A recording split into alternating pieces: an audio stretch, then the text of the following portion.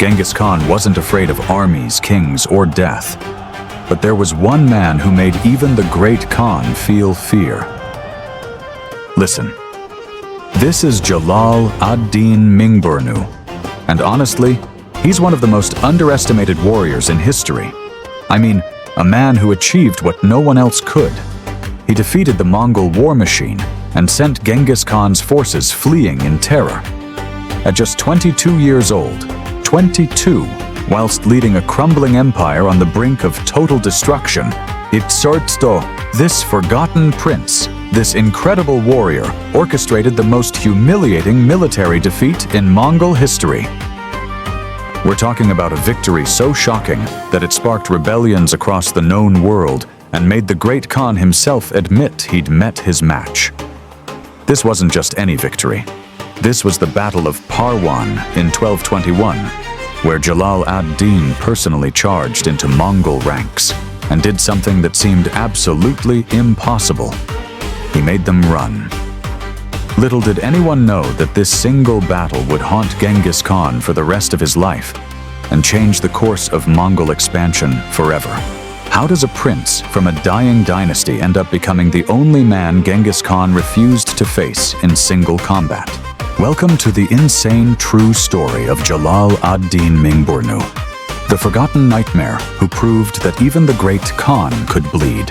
Now, Jalal ad-Din Mingburnu was born around 1199 into the Khwarezmian Empire, one of the most powerful Islamic dynasties of the 13th century. His father, Ala ad-Din Muhammad, ruled over vast territories stretching from modern-day Iran to Afghanistan, controlling crucial trade routes.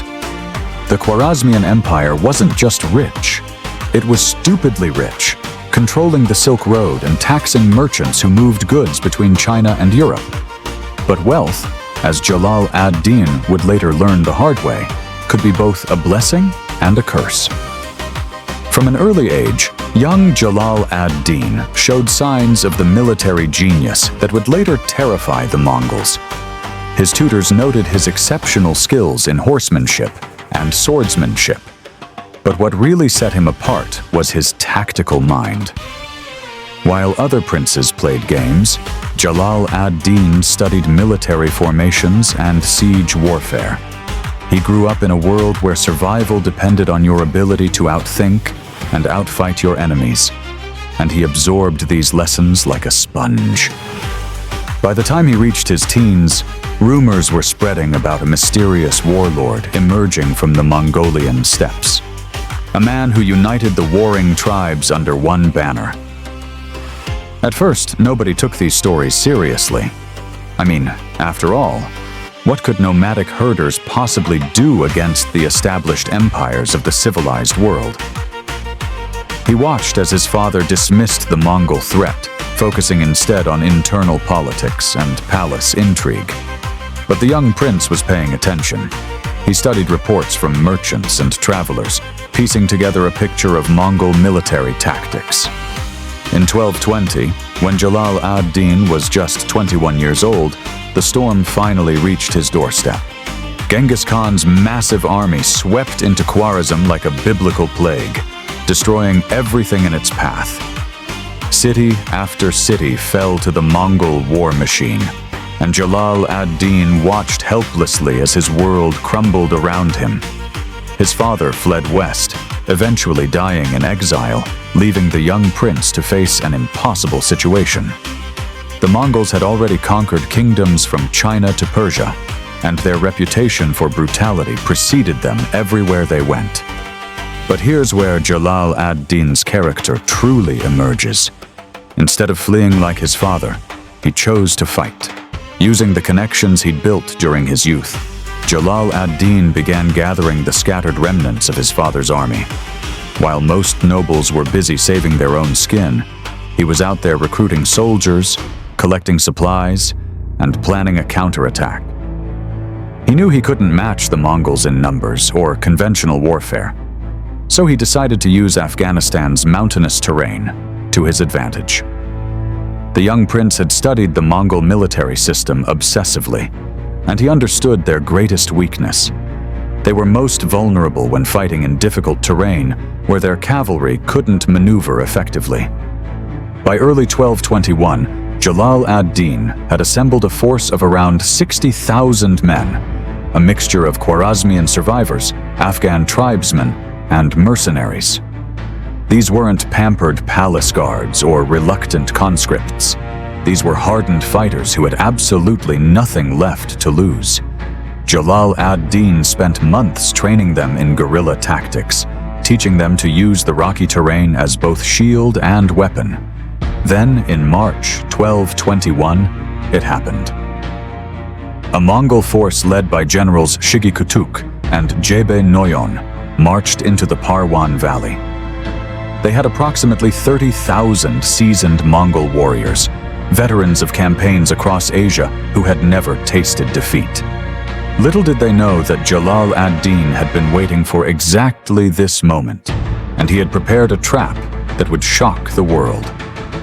The Battle of Parwan began like most Mongol victories, with a devastating cavalry charge designed to break enemy morale.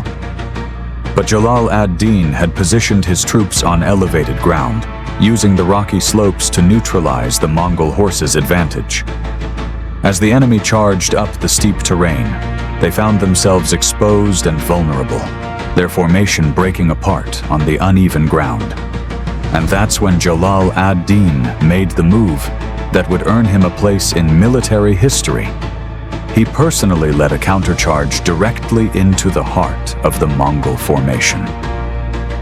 Picture this: a 22-year-old prince, outnumbered and fighting for the survival of his people, charging headfirst into the most feared army in the world. The psychological impact was immediate and devastating. Here was their enemy, someone they expected to cower and flee, instead meeting them head-on. Jalal ad-Din's sword cut through Mongol ranks like they were made of paper, and his presence on the battlefield inspired his men to fight with supernatural courage. For the first time in their lives, Mongol warriors found themselves retreating, their legendary discipline crumbling under the relentless assault.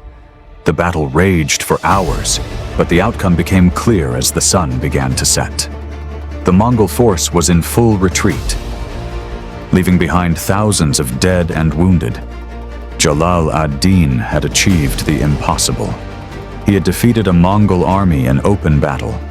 News of the victory spread like wildfire across the Islamic world. Suddenly, this forgotten prince became a symbol of hope. This wasn't just a military victory. This was a psychological earthquake that shook the very foundation of Mongol invincibility. Within months, rebellions erupted in cities across the Mongol Empire. People who had accepted Mongol rule suddenly began to believe that resistance was possible. The victory inspired insurgency groups from Afghanistan to Persia, and Genghis Khan found himself dealing with threats he had never faced before. Reports suggest that the great Khan himself was deeply disturbed by news of the defeat, recognizing that Jalal ad-Din represented a new kind of enemy. For Jalal ad-Din, the victory at Parwan should have been the beginning of a great reconquest. He now had credibility, a battle-tested army. But success had also made him the Mongols' primary target. And when I say target, I mean the target. Genghis Khan personally took command of the campaign against him, bringing the full weight of the Mongol war machine to bear on this troublesome prince.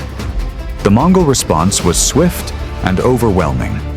He assembled a massive force and pursued Jalal ad-Din relentlessly across Afghanistan and into the Punjab. Unlike those overconfident generals at Parwan, the great Khan understood exactly what kind of opponent he was facing. He used his superior numbers and logistics to gradually wear down Jalal ad-Din's forces, avoiding pitched battles and focusing on cutting off supplies. It was honestly a masterclass in strategic warfare, and even Jalal ad-Din's tactical genius couldn't overcome such overwhelming odds indefinitely. The end came at the Battle of the Indus River in 1221. Cornered against the riverbank with nowhere to retreat, Jalal ad-Din made his final stand. And even facing certain death, he fought with the same fearless intensity that had made him famous. Historical accounts describe him cutting down Mongol warriors, even as his own forces crumbled around him.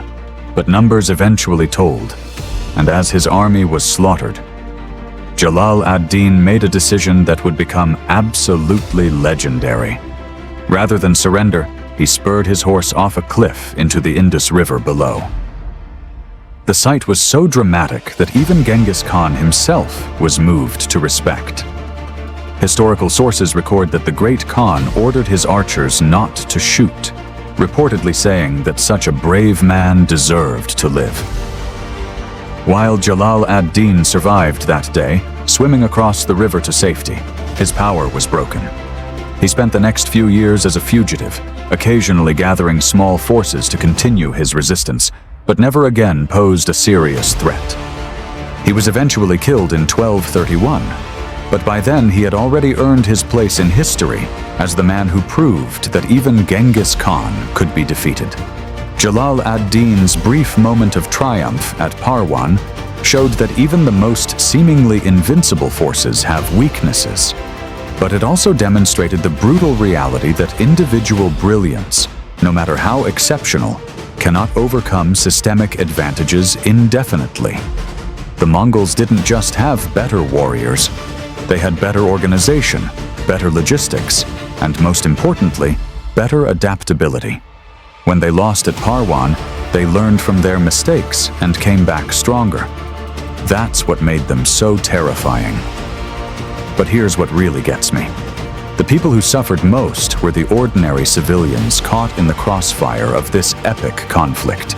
Cities were destroyed, populations were displaced, and entire regions were depopulated by the warfare between Jalal ad-Din and the Mongols. This period was a perfect example of how individual ambition and imperial conflicts can devastate the lives of countless innocent people. But it's also a reminder that sometimes even hopeless resistance can serve a purpose by proving that the impossible is occasionally possible.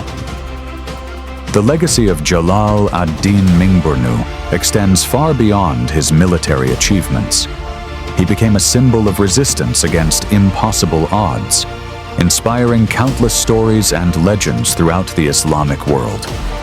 His victory at Parwan proved that the Mongol Empire, despite its overwhelming power, was not invincible. This lesson would be remembered by later generals and rulers who faced similar challenges, showing them that strategic thinking and tactical innovation could sometimes overcome the greatest disadvantages. Reports suggest that towards the end, Jalal ad-Din had gone from a hopeful young prince to a desperate fugitive. But he never lost the courage that had made him famous.